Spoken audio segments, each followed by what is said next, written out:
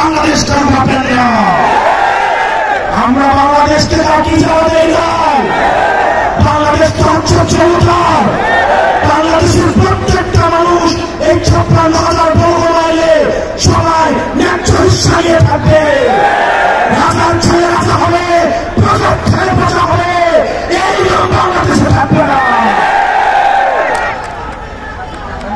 প্রিয় চট্টগ্রামবাসী, আমাদের ঐক্যবদ্ধভাবে কাজ করতে হবে।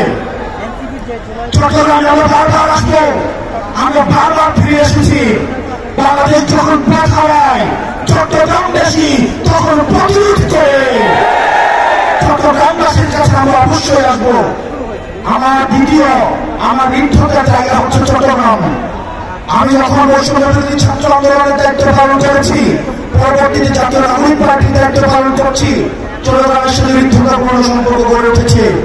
আপনাদের সবার কাছে আমার আহ্বান থাকবে, সাংগঠনিক গাঁথুনি শক্ত করার জন্য আপনার ওয়ার্ডে ওয়ার্ডে, আপনার উপজেলায় গ্রুপিং দলাদলি বাদ দিয়ে বাংলাদেশের সাথে, এনসিপির সাথে সবাই ঐক্যবদ্ধভাবে কাজ করুন। আমরা চাই যারা বলেন যে পথটা লম্বা অনেক চ্যালেঞ্জিং, কিন্তু আমরা